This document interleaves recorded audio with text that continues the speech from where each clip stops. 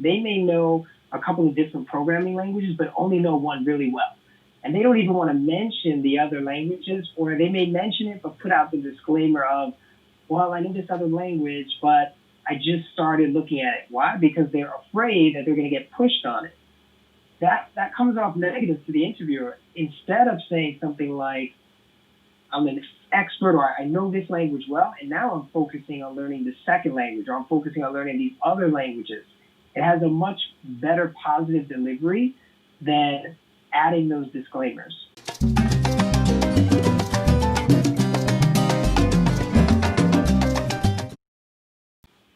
Hey, Common Sense Nerd, thank you so much for joining us. Today, we have the pleasure of interviewing my nephew, my brilliant young man that I love so much, who's going to be talking to us about all kinds of stuff. His name is Joshua Maldonado, and he is the VP Technology Leader of a Fortune 500 company.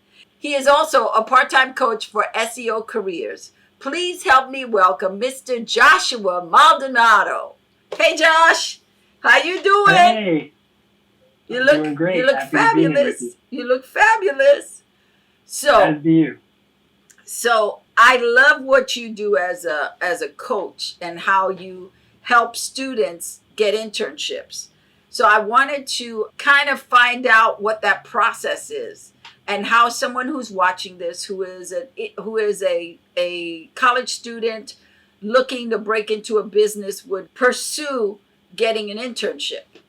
Sure. So first, I'll spend a quick minute on the non-for-profit company SEO. It's Sponsors for Educational Opportunity.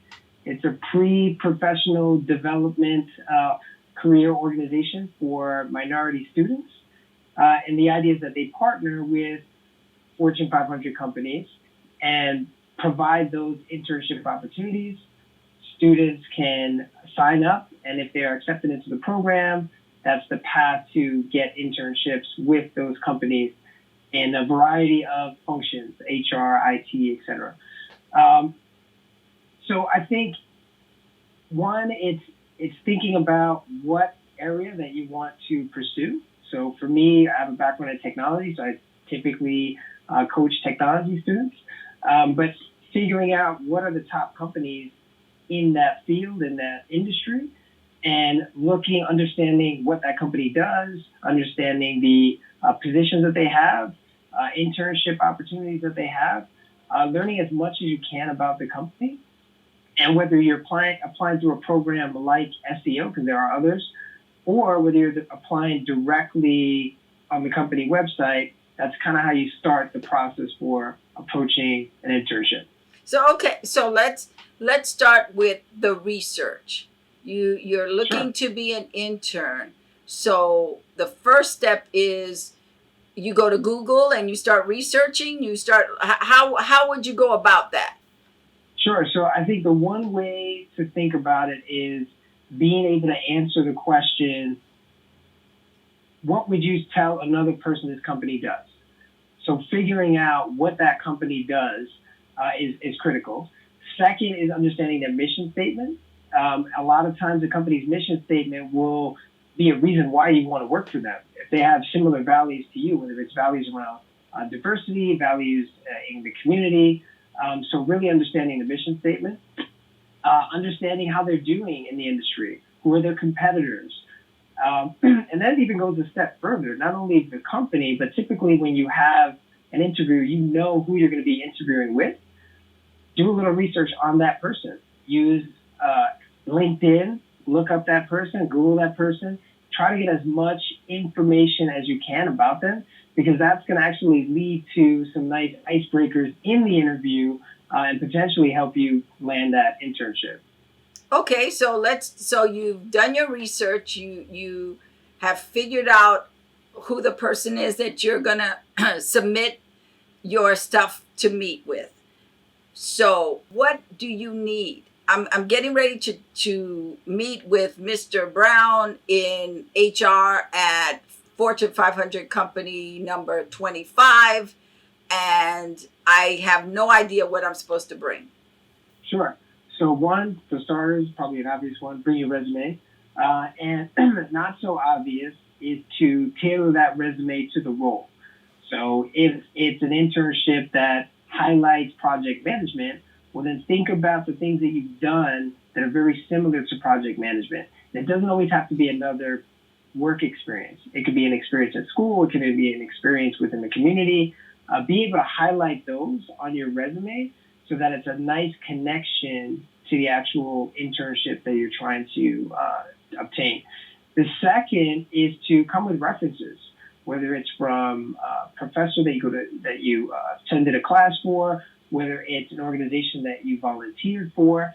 Try to come with at least 2 or 3 references that are going to add credibility to your story. It's not just enough that you're speaking on behalf of yourself. You want to have other facts to back up and validate your credibility. Okay, so now I have my resume ready. I have my reference letters ready. What should I wear to the interview? Well, you should dress like you're going to church. Get dressed up, wear a suit. You want to be clean shaven for males out there. If you're a female, get your hair done. But be presentable and also feel confident. So you should feel confident in how you look and how you feel, because that energy is gonna come through on the interview. So I've gotten my resume, I have my reference letters, I now am dressed like I'm going to church. I got my perfume on, I've done my hair, I put on my makeup, I am looking great, and I'm taking my confidence in. Now when I get to the door, my confidence starts to shake a little, but I walk in. What's the next step? So think of things that are going to help you feel confident, right? So for starters, the standing tall. You don't want to be slouching down. Also, eye contact. So looking the person directly in the eye speaks confidence, right? You also want to be present in the room. So you're probably going to be thinking about what questions am I going to get asked. But if you've done your preparation, that should be secondary to thinking about what's going on in the room. What are things that you can use in the room that maybe can spark up a conversation as an icebreaker? So for me, it's always sports memorabilia. If I see anything sports related, I can have a whole half an hour on that conversation. But it could be, a picture of a child. If you have kids and that person has kids, that can spark up a nice conversation, sort of break the ice. Sometimes the interviewer is just as nervous as you. So try to put that aside by being present in the room and trying to pick up something in the room that you can start just a normal conversation before the interview kicks off. So what's the next step? I'm checking all of those off. I think I can do that. What's the next thing? Now I've picked something up in the room that I can talk about, and now the person starts asking me a ton of questions. Sure. So the first question you're probably always going to get is, tell me a little bit about yourself. Oh, no. Tell me about myself. And there's a lot of mistakes that you can make with that question. First is you don't want to use that as the 20-minute answer that you walk through your full resume. Typically, the interview is going to go anywhere from 30 minutes to almost an hour, right? So you want to save some of that information for later on in the interview. So it really should start with in 3 points. 1, what are the highlights about you? So education, background. Then 2, a quick story about your passion. What is it that connects you to this field that you're interviewing for? And make this unique, because this separates you from somebody else that's interviewing for the same role. And then the third point that you want to end on is, why are you here? Why this company? And this is where that research comes into play that you did. Why this company? Why this role? And that makes the connection between you and the role for the interviewer. So you're not hoping that they're making the connection later on. And it really stands out against another candidate who skips that. Sometimes that is a question by an interviewer where they'll ask you, why do you want to work here? But you don't want to leave that great answer that you've prepared in your pocket. You want to say that without hoping that they ask you that question. So hit those 3 points and you tell me about yourself answer, and you're off to a good start. Okay, so those 3 points again are highlights about you, education, background, your passion, a quick story that talks about your uniqueness, and why are you here? Why this role? Why this company? And should I talk about my strengths in that question, or giving that answer, or do I wait to share my strengths? So you're probably going to get a strengths question later on, and you can probably better position strengths later on in the interview. If you want to just touch on it in your uniqueness, because that could be part of your passion, right? You're passionate about something because you have a strength in it. You could touch on it. What you want to be careful is that opening tell me about yourself answer probably should stay around 3 minutes or less. So you don't want it to be a 10-minute answer. You want to get the interview started with just hitting those quick 3 points. So we're not giving them the novel. We're just giving them exactly. the log line. Exactly. This is who I am. This is what I do. This is what I love. And this is why I'm here. And I'll tell you, I've done a lot of, mock interviews, real interviews, and the person makes the mistake of saying everything, and we're done. 10 minutes into the interview, there's really nothing else you can tell me. And then what ends up happening is the person will recall stuff they already said to cover a new question. It's like I mentioned before, and it comes off redundant. It feels like you don't have enough experience. So that's why you keep it high level and then cover the rest later on in the interview. Okay, so now we're getting into questions. So what should I be looking for? So you're probably going to get a question around your resume, right? So some kind of open question around walk me through your resume, or I've got your resume right here. Let's kind of talk me through it. This is kind of a trap where you could, again, make the mistake of spending 20 minutes talking from top to bottom on your resume. Meanwhile, the person's kind of glancing at their watch, waiting for you to be finished. You want to reframe that question to say, here's what I think are my top highlights that are relevant to this role. And that's where you come with your best 3 experiences. And that could be work experience, school experience, volunteer experience, but those 3 top items that you want them to realize that, hey, this person has skills that are relevant to what we're trying to fill, the position we're trying to fill. Is there anything else I should avoid in the interview? So I would say disclaimers are one, right? So, a lot of times, especially students looking for roles, one, they don't want to be pushed on questions that they may not have the answer to. So, for example, I deal with a lot of technology students. They may know a couple of different programming languages, but only know one really well.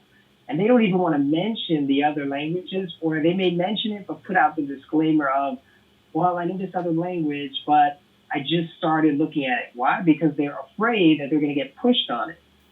That comes off negative to the interviewer. Instead of saying something like, I'm an expert, or I know this language well, and now I'm focusing on learning the second language, or I'm focusing on learning these other languages. It has a much better positive delivery than adding those disclaimers.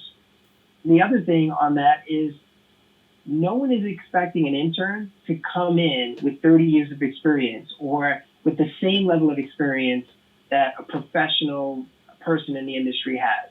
So the idea is that you're there to pick up learning experience. So don't be afraid to talk about what you're focusing on learning as opposed to throwing out those disclaimers. So that's one thing to avoid. The second thing to avoid are fillers. I'm sure you know what fillers are, but fillers are words that you use to fill the space between sentences or thoughts. Like, You can't say Don't say Don't say So what happens in normal conversation is clearly acceptable, right? In this interview, I probably said a few times already. But when you're in an interview for a role, there are a couple of negative takeaways from using a lot of fillers. One, the fact that you're nervous, right? So you're going to use more fillers. Two, the fact that you're probably not prepared. So you're thinking of your answers on the fly as opposed to having a structured, concise delivery. And so you really want to avoid using fillers. And there's a few tricks to doing that. One is to have 7 examples or situations that you plan on talking about well practiced. So if you think about why people use fillers, it's because they're thinking on the fly of what they're going to say. But if you have your 7 examples that you've practiced, that you know what you want to cover in the interview, you're not searching your mind on the fly of the last 5 years of experiences that you have. You have those 7 ready, and you can tweak them based on the questions that you get. That'll help you avoid fillers. The second is pausing instead of saying fillers. So let the silence fill the space. So pausing, while it may feel uncomfortable, on the receiving end, it actually makes you look confident. Your delivery comes across much better. So one thing you can do is practice in normal conversation, and that'll help you get a little more comfortable for when you have to do it on the interview. The third is to simply, those 7 examples that you practice, what you really want to say, record those answers and actually play them back and listen for the fillers and count them and keep practicing until you get down to 1 or 2. There's actually a company called Toastmasters that they do presentation practice. And as someone is delivering their presentation, there's actually a person off to the side literally tallying up all the ums and uhs and likes. And when they're done with their presentation, someone just yells 23, 35. So the idea is you want to get as close to 0 as you can, because that portrays confidence and it comes across much better. So let's talk about challenging experiences. Sure. So this has 3 parts also. One is you want to give a relevant challenge. So, think about a challenge that you faced in a work experience, on a project, something that's going to be relevant to the role that you're going to take, right? So sometimes I get the answer from a student about a death in the family. That's devastating, right? No one would argue that that's not challenging, but that's not something, hopefully, that's not something you're going to have as a common occurrence on your new job, right? So you want to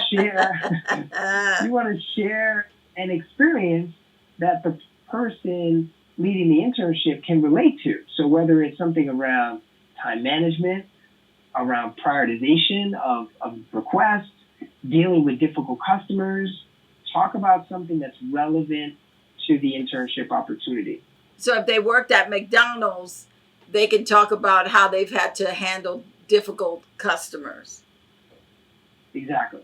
That's something that translates very well to any industry. I have difficult customers where I work too. The second is, what were the lessons learned on that challenge? And it's simply saying, right after you finish the challenge, you say, as I reflect back on that, here's what I learned. And you just come with 1 or 2 points from that challenge, right? And then the third is, how have you applied those lessons learned to a new situation, or how are you planning to apply them to a situation that's coming up?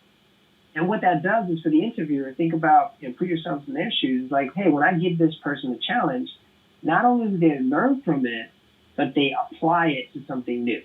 And I would add to that, it also makes them step up, right? So they have a challenge, they're able to overcome it and go, okay, yes, you can throw me any challenges my way, but I will ace it. Exactly. Anything else we need to know going into an interview? Sure. I think the 2 common questions on most interviews are going to be, outside of what we've already discussed, are going to be, what are your strengths and what are your weaknesses? So be prepared to talk through 2 of those. Now, you can think about the 7 examples that we talked about, where you have your situations, your highlights that you want to talk through, you can fill in one of those examples for your strengths and one for your weakness. So as we talk about strengths, provide strengths that would be a benefit to the role. And again, most importantly, back it up with examples. The interviewer is meeting you for the first time. They only have a summary of what they see on the resume that you've handed them, and they only know what you're going to tell them. So it's your opportunity to back up what you say as a strength with credible examples. So if you say communication is a strength, talk about times where you had to do presentations.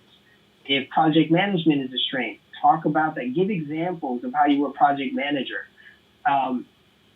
The typical example that I give to students is if two people if I ask them, are you a strong person? And one person says, yeah, I'm pretty fit. And then the other person tells me how much they bench, how they go to the gym every other day. They may not be as fit as the first person, but I'm going to bet on that second person being stronger because of the details that they gave me in their examples. So that's strength. The second question around weaknesses. So I think probably an old tip was always to give something a little vague that came off as a strength. Something like I work too hard is my weakness. I work too hard as a weakness, or I care too much as a weakness. Don't be that person. No one believes that anymore. Use that as an opportunity to show some self-awareness. So talk about a weakness that really is a weakness that you're working on developing. Every company has an annual process where you talk about the goals that you hit and your developmental opportunities.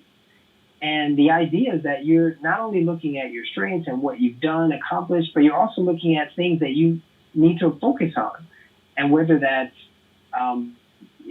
time management, or whether that's being more technical and learning another language, program language, those are things that you should call out as like, hey, this person's self-aware and they have a plan on how they're going to fix that weakness. That sounds much better than somebody who gives the kind of fluff answer, fake weakness, which is really a strength. That's awesome. That's wonderful. I really like that, turning that weakness into a developmental goal that you're working on bettering yourself in that area, that you acknowledge that's, I run a little late sometime. My time management skills are suffering a bit, but I'm taking this course so I can get better at honoring time and making the most out of time. I think that is fantastic.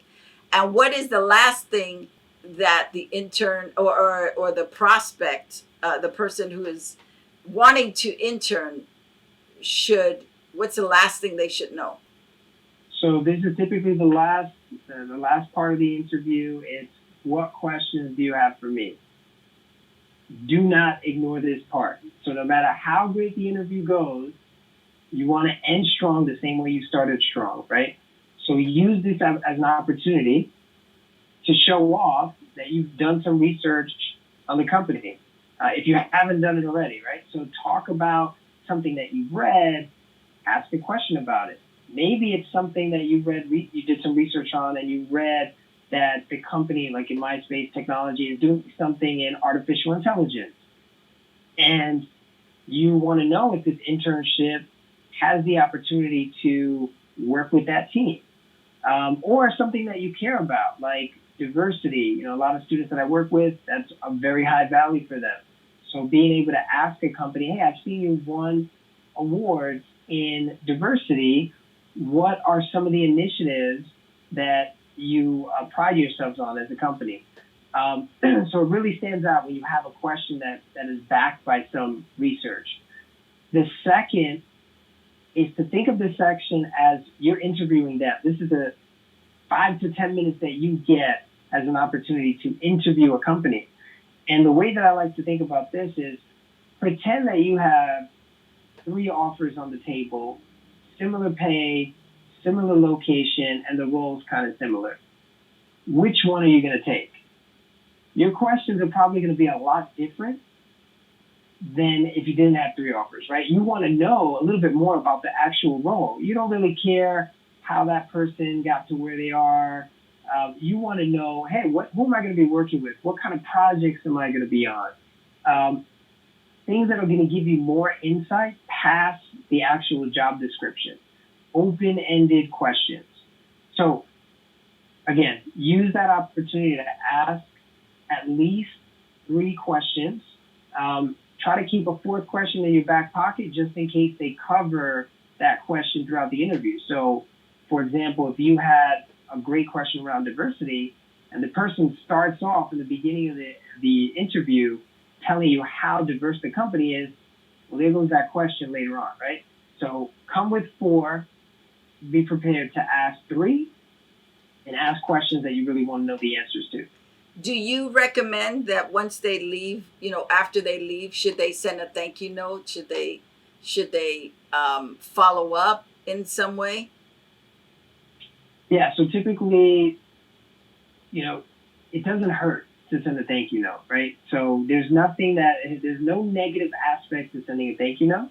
So the idea is that why not do it, right? So send a note and try to cover something that maybe you didn't get to. So maybe your list of 7 examples, you only got to 6, and there was one you really wanted to talk about.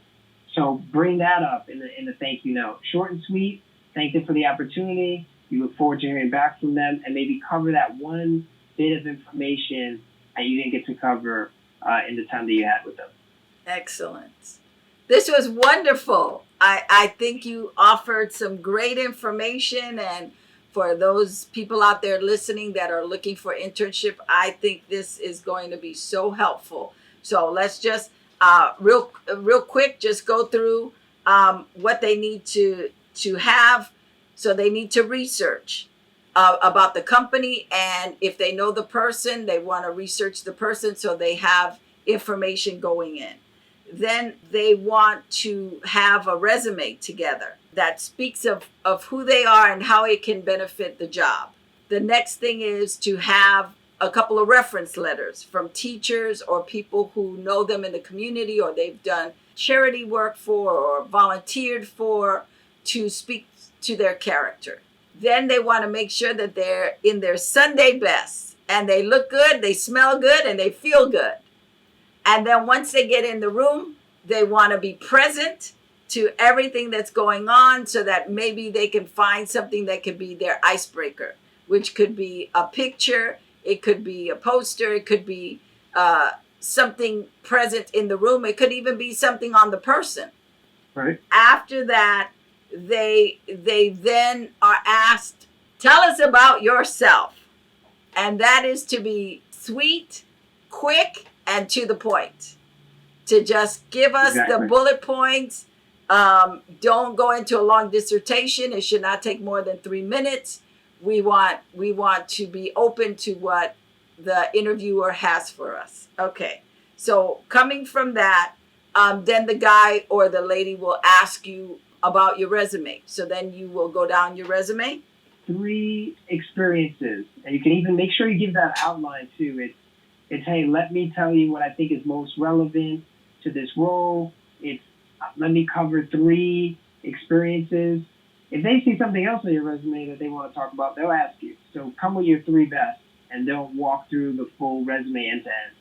And then you want to let them know about your strengths. When they ask you, to give them your strengths and also give them your weaknesses, but give them your weaknesses as development opportunities. Thank you. Another one I've heard is emerging strengths. Oh, I like that. Emerging strengths. And then share a challenging experience that you've had and how you've overcome it regarding work. And then make sure to avoid disclaimers, avoid fillers, take your pause instead of giving them fillers so that you can think it through and then give them the answer. Exactly. All right. And then have questions for them when they're done asking you questions. Have at least 4 questions in your pocket. Thank them, leave, and send them a thank you note afterwards. You got it. Awesome. Don't linger. Don't. So I just wanted. I just had that thought. Don't linger when they say thank you. Don't linger. Don't wait for them to say you got it. Just say thank you and leave. Be gracious and leave. Right. Exactly. All right. So, well, this was wonderful. I learned some stuff. This really was phenomenal. Thank you, Josh, for sharing with us. This was magnificent. And I'm so grateful that young people have you to help them and to coach them for their internships. Thank you, Common Sensor, for tuning in. Don't forget, if you haven't already done so, to subscribe to our YouTube channel and give us feedback. And all the information on Josh Maldonado is in the description. So the best of luck to those of you that are looking for internships. And don't forget those tips that he gave you. Watch this again, write it down, and use it. Until next time, that's it.